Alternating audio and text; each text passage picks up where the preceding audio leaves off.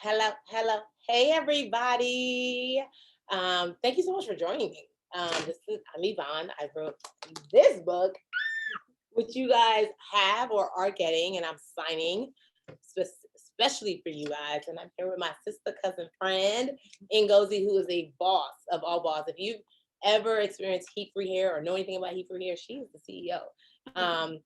And so she's had her own set of bamboozled nest in this journey called life, called business. And so I was like, girl, come sit with me on this. And so we're just gonna kick it. We're gonna have fun. I'm gonna sign some books and I guess answer some questions. Bam, bam, bam. We can just talk. We'll just have like girl talk, right? Absolutely. Yeah. Okay, so we have some interesting questions that came in. Okay. The first question is, what do you feel has been your greatest accomplishment? Ooh, my greatest accomplishment. I just came with the questions right off the bat, huh? Okay, my greatest accomplishment. You know, I think getting to the point where I am the me that I am and owning that. You know what I mean? Like we were just talking about, just like, for me at least, I spent a lot of time trying to be so many different things to so many different people. And I talk about that in the book. Like to my parents, I was trying to be the good Nigerian girl. To, the world, I was trying to be the good student, or like the good, like the nice person, or the friendly person, or the like, I don't want to, the people pleaser and all of those things. And it was, I was depleted because I was just like, well, who am I? Yeah. I literally found myself searching, like when people, this is a real thing. I had a friend who was just like, are you crazy? Because I was like, what is it that you like about me? I was like searching. I was like searching for that thing. Like, please tell me what it is. Yeah. Like, what are my great qualities? Tell me what those are so that like I can keep doing that. Yeah. And she was like, you're great. Like, this is have you met you? And I was like, I'm trying to. It sounds like a crazy thing, but I was like, I'm trying to meet me. And I remember her answer was like, you have great energy. And I was like, girl, that's not a thing. That's not tangible. Like, I was so mad at her. I was like, that's not tangible. Like, I need something that I can like recreate. I need something that I can like hold on to and be like, yeah, this is my superpower. I was like, energy. And she was just like, have you met people? Like, everybody doesn't have great energy. Like, that is actually a gift. Yeah. And it took me a little bit to be like, it is. So my greatest accomplishment, I think, in that is like my growth, and obviously with success comes new kinds of growth and reevaluating what you thought you wanted to. Shaking your head. She knows she's been successful a long time. And so we're in that mode of just like trying to figure out what works best for us and not just what we think should work best for the people in our lives. If we're talking career accomplishments, obviously like being able to see my dreams fulfilled in the way of like Insecure, in the way of, my comedy special, an Emmy nomination, an NAACP nomination. It's just like, yeah, those are freaking dope accomplishments. And I'm super proud of that. But like, all of that fades and like all you're left with is you. So if I could say like what my greatest accomplishments is like becoming my best self so that I can duplicate all the other success in a way that's genuine and true to me. So there is that. Love that. So let me sign a couple more.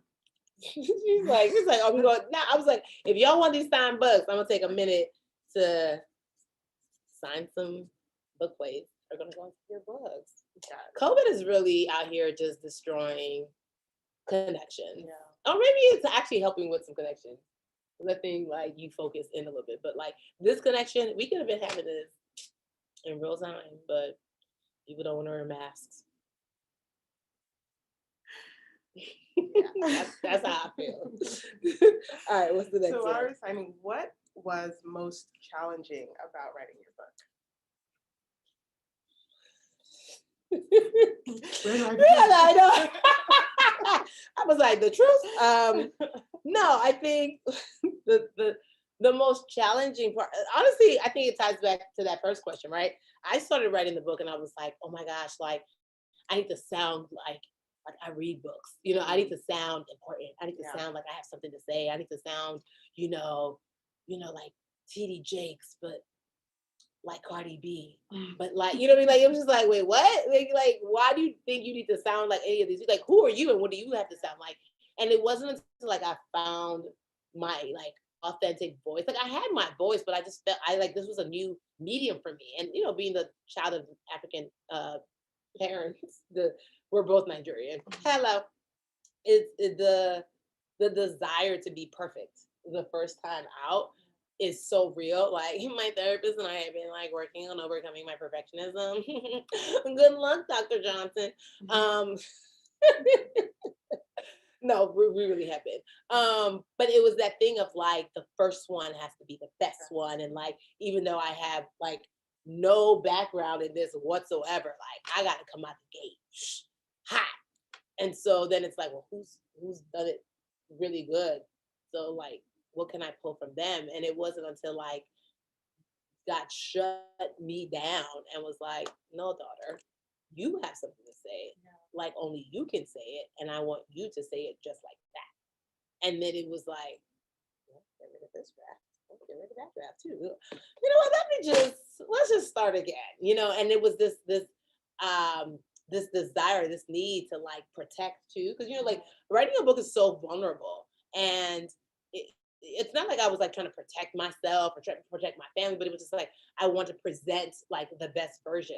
And it wasn't until like I let that go and it was like, just tell the truth. Let's tell the truth about how it happened because it's part of your story now. Like whatever, however it makes somebody feel, that's, you know, obviously you're not trying to like write a salacious memoir, but like you're just trying to be honest. And like my freedom frees other people.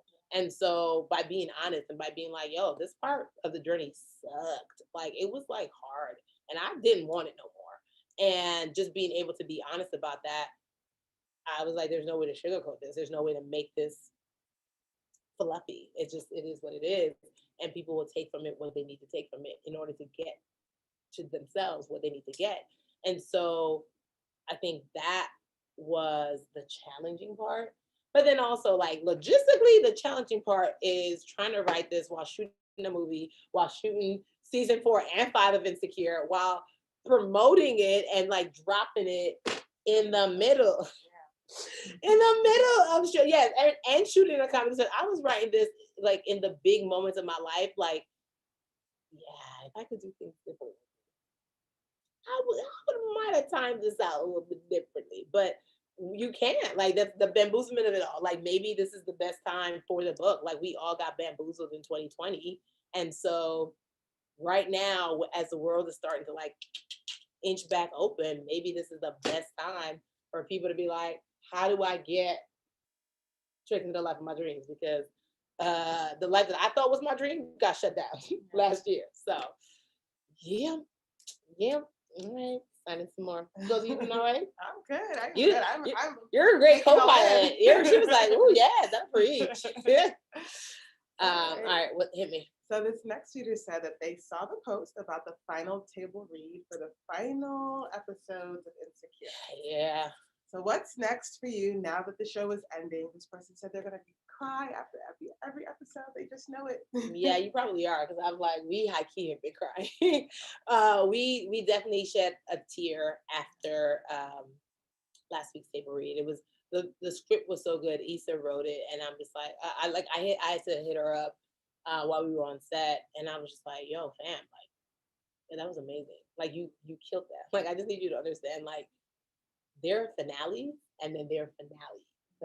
Like that was that. Like you wrapped up this show in such an organic and authentic way that like wasn't on the nose. Like you were true to, you know, like who you've always been, and I think what you set out to do from the get-go. And I'm like, and I'm not just saying that as somebody who's been your sidekick, I'm saying that as somebody who's like a fan, and I'm reading this like, yo, come on, you did that. Like, you know, when you're like, you proud of somebody, like you actually out here doing the thing.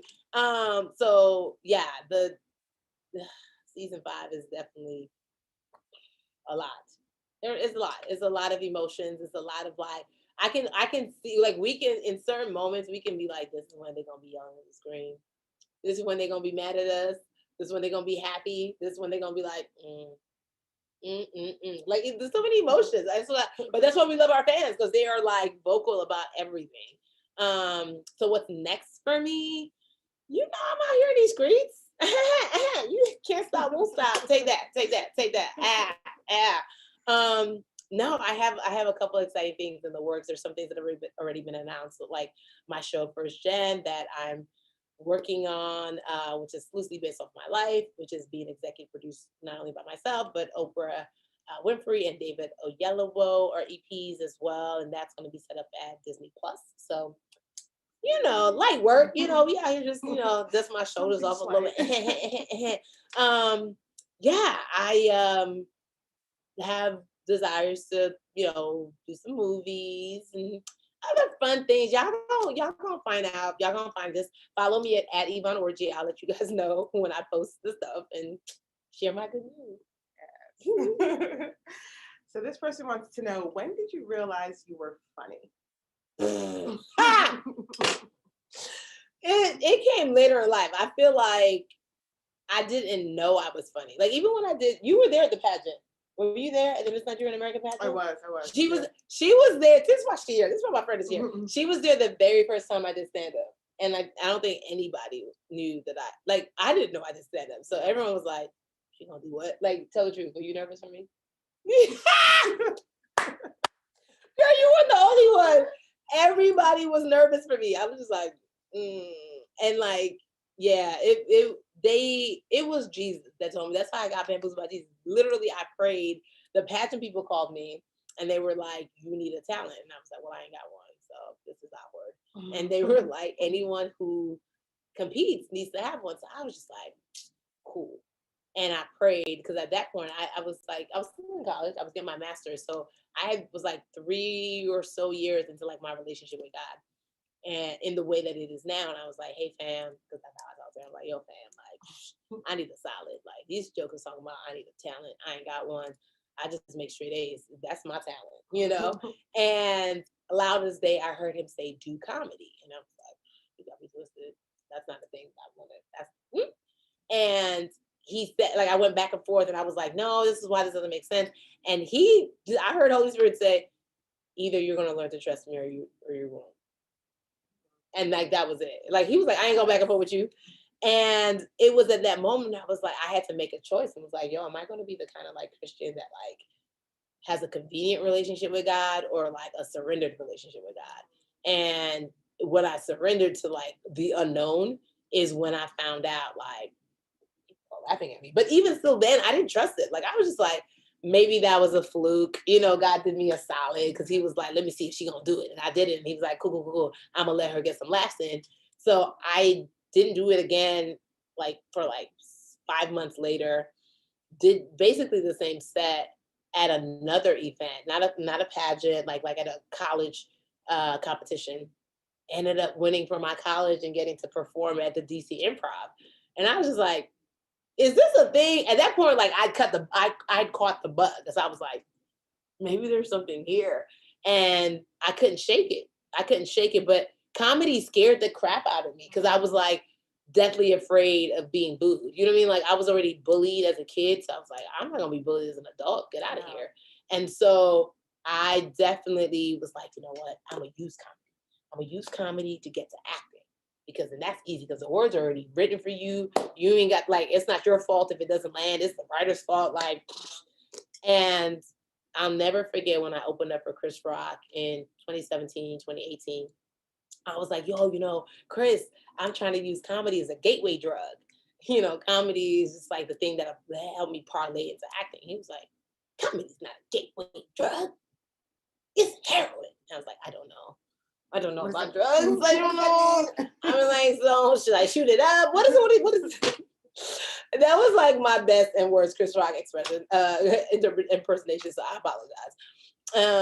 But basically what he was saying was just like, yo, why would you get rid of the thing that makes you different in Hollywood to then like be resolved to be the same as like every other Black girl trying to be an actress? And I was like, I mean, you right or whatever. But it was really fear. Like fear was like keeping me from the thing that I know God put inside of me to be and to do, which is to like bring joy into the world. So yeah, so when did I know I was funny? After the pageant and after that second competition, and then like after more breaks, but I didn't trust my funny. I knew I was funny, but I didn't trust my funny. So there's a lot of things that you could know. You could know like that God is for you, but you don't necessarily trust that He's for you. You could know that you have a talent in this other thing, in this thing, but you can't trust that like that thing will sustain you and like help you be able to, you can eat from it. So, the book I talk about like trust a lot, because knowing what you know is one thing, but trusting what you know, baby, that's Different.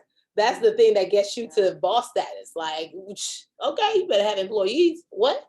Know that. Trust that. You like that? That was good. That was good. I feel like that was a soundbite. Know that. Trust that. All right. So if you could go back and say something to yourself when you first got your break, your big break, what would it be?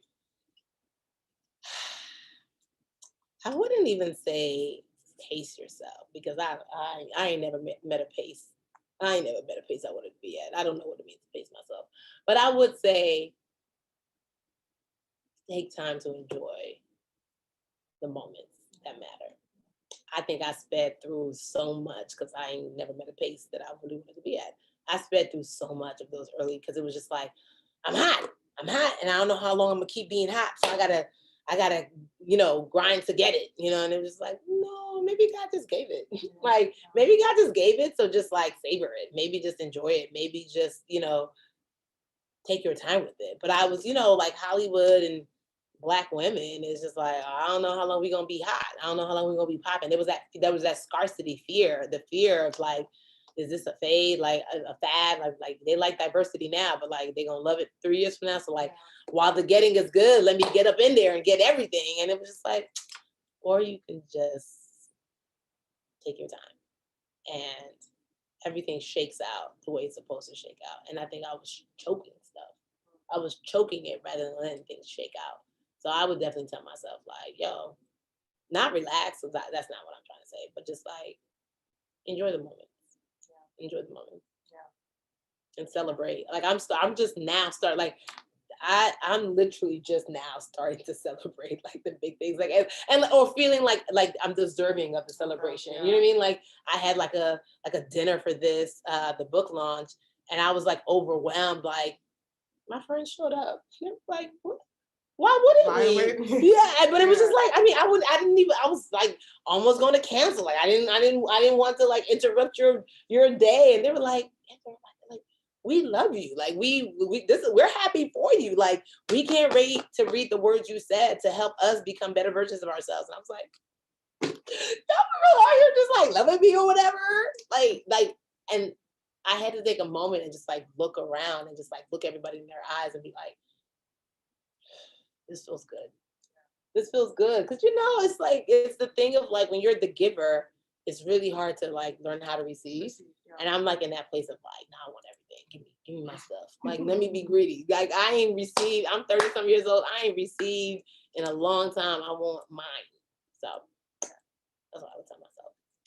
Well, speaking of age, this next question is, what age has been your favorite so far? Ooh, getting spicy. Man, I had a really good Jesus year. 33. I feel like 33, 35. I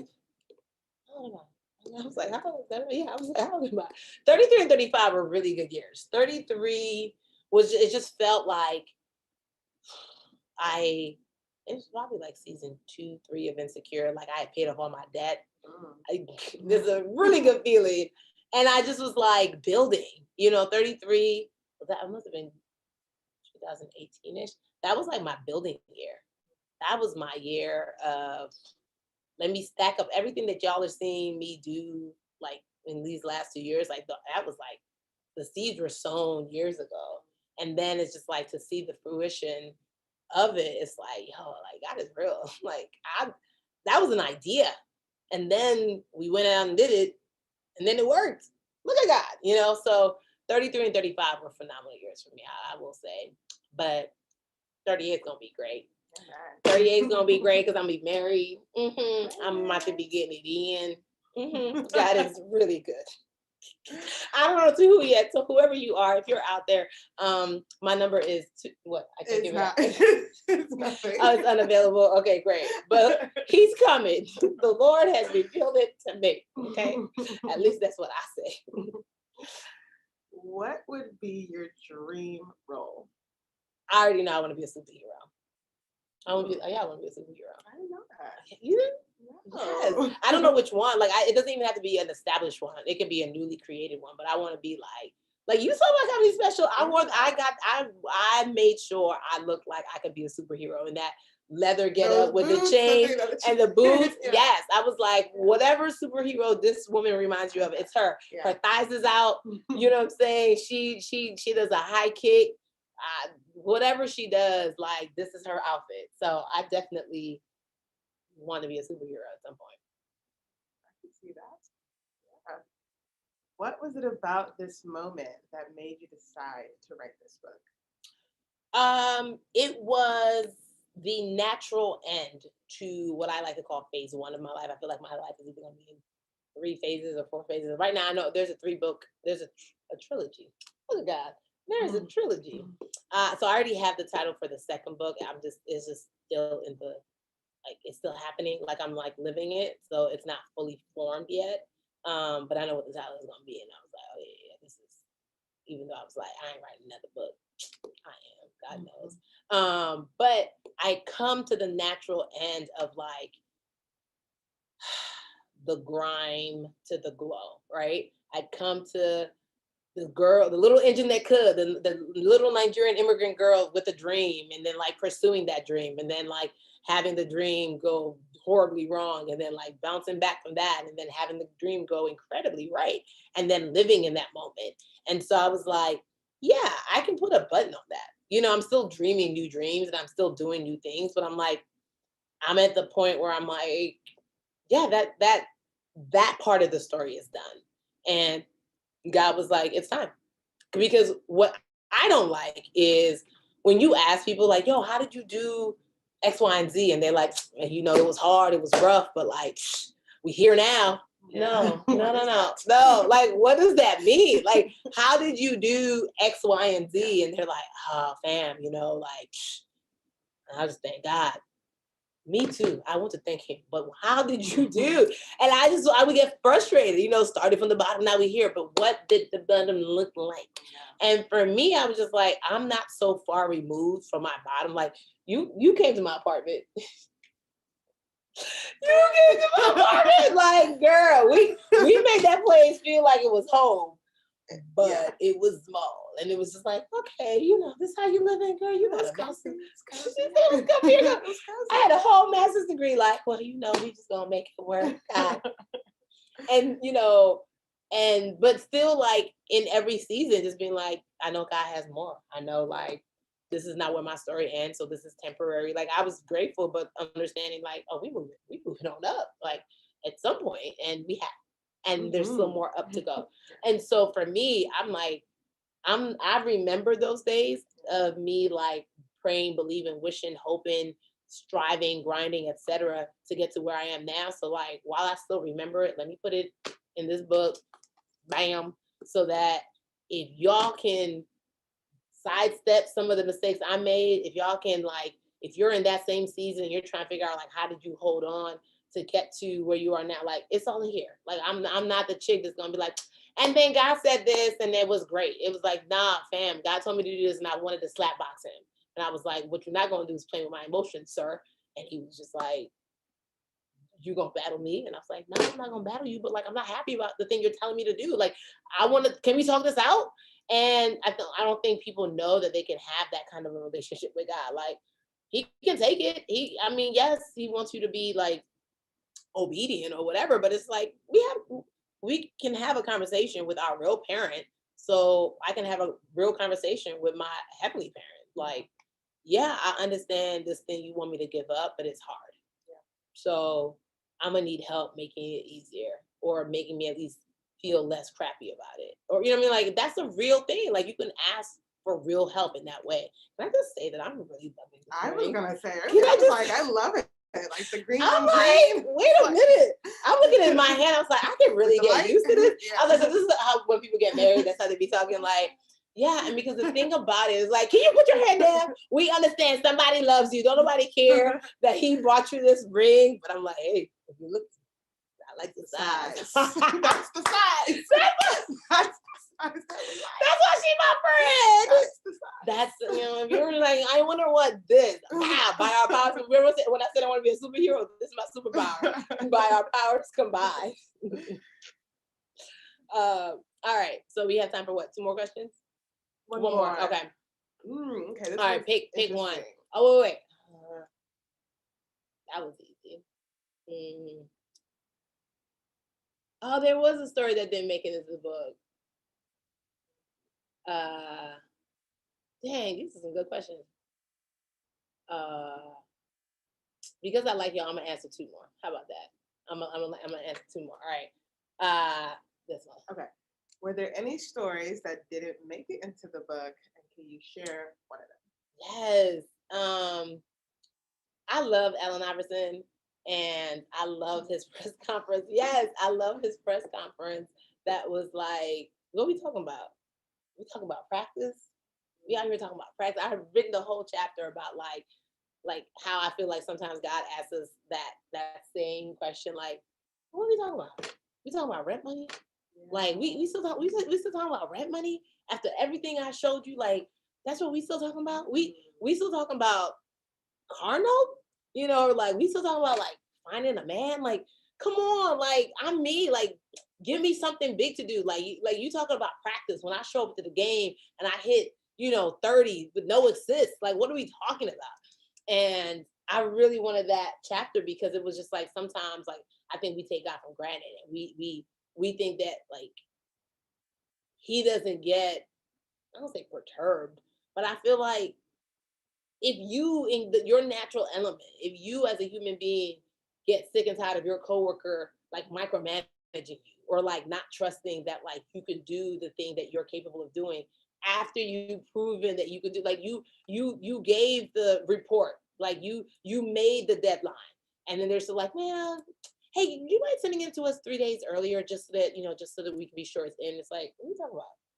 Sending it 3 days early after I just raised the corporation's like bottom line, like that's what we talk about. And I think and I really wanted to include that because sometimes like we don't know how silly we sound when our faith is so like choked, right? And it's not to say like you're not allowed to have like choked faith, but it's just like at some point, what I'm saying, we believe that if we go to Walmart, we gonna have great deals. You know what I'm saying? Like you can believe that. We believe that if we have Amazon Prime, whatever we have, whatever we order is gonna get to us when they say it's gonna get to us. So it's like we can believe Amazon Prime that sends stuff through a drone because you can order it by 8 o'clock and have it by 5. Like, how did it get here? Where is the factory? But when God says, hey, it's gonna be okay, we're like, I don't know. And it's like, yo, we still talking about you don't know? Yeah. We still talking about you don't know. So I was like, I really wanted that chapter. My publisher was just like, you packed a lot in here, okay? You packed a lot in here, boo. You're talking about having mature faith. And I think that while that's great, what you have in here is enough for the people at all different faith levels. So it's like, let's put that for something else. And I was like, I saved that whole chapter. I was like, this is gonna be Microsoft Word until either I write an op-ed or maybe makes it into the next book. But that definitely was one chapter because I love Allen Iverson. I was like, I heard myself saying it in the audio, because I did the audiobook myself. Y'all can get the audiobook. And I was just like, what are we talking about? I was so ready to get my AI on, but here we are. So that's a story that didn't make it in. And okay, that one. I'm gonna leave y'all. We gonna go out on this note because I know y'all be wanting to ask questions about this chick. All right. So the last season of Insecure, fans were super hard on Molly. Yeah, they were super hard on her. Mm-hmm. First of all, were you expecting that? And then will people feel different about her this season? I was not expecting how hard y'all came for her because I feel like y'all had amnesia, and I know who y'all are, but like y'all, okay, whoever was tweeting me acting real reckless. Y'all had the Twitter figures ready, like, brrr. I was like, how are they typing this fast? But I think, you know, obviously, like, Issa D is the character that like we followed and we love and we want to protect, right? So even though Molly could see how Issa made mistakes in certain areas of their communication and their relationship, I think everybody was so quick to be like, nah, it's Molly's fault. That's trash. And I was just like, wait a minute. And then I thought, okay, I was like, you know, because the way we shot it and the way it was kind of framed, it was kind of like we were ping ponging. You know, one episode it could be like, okay, that Molly, you know, that was exactly. So I was like, oh, okay, they're giving Molly stress episode 1, but episode 2, Issa gonna do some trash stuff, and then like episode 2 came, and I was like, where is that? Did y'all not see how Issa did some trash stuff? And it was like, even if sis, we still not done being mad at you. And I was like, oh my God. Like it was the first time that I was like, yo, y'all are really coming. Y'all came for Molly coming for me. And I was like, hold on. Say right there. Yvonne don't fight, okay, but she will find somebody to fight you back. And so I did not expect it, but you know, I appreciated it because I was like, that just shows how invested our fans are in this story, and also how relatable the stories are. Because you can see yourself, like you don't get that invested in something if you don't see yourself in it. And I also was like, a lot of our fans need therapy. That's what it is. Y'all talking about where Dr. Rhonda at? Where is your Dr. Rhonda? Okay, and when was the last time you called her? But you know, it was very unexpected, but y'all made it pop so much that I got an Emmy nomination. So I did something right.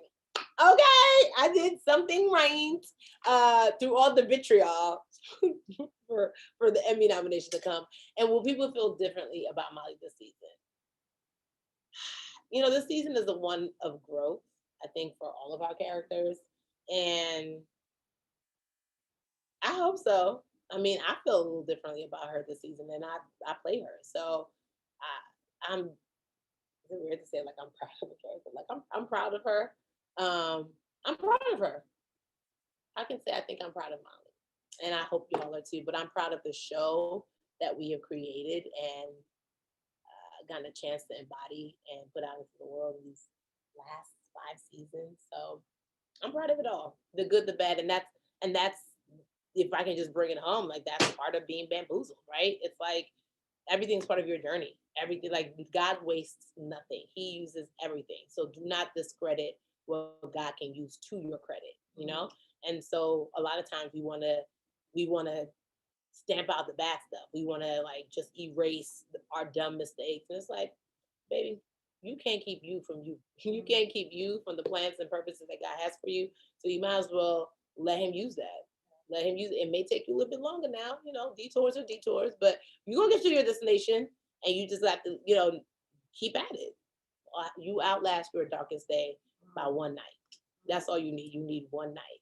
So God bless you guys. Thank you so much for your questions. Thank you so much for ordering your books. Look, I'm signing stuff now. So some of y'all gonna get signed books from me. So I appreciate you guys. Let's make this #1 on the New York Times bestsellers list. Why not? Why are we here? Since we here, make Jesus' name famous. What? He can do all things. Hold on, let me find it. All things. All things. You didn't even help me find it. You were like, I don't think that. I think it should say lost. Anyway, good night, guys. God bless y'all.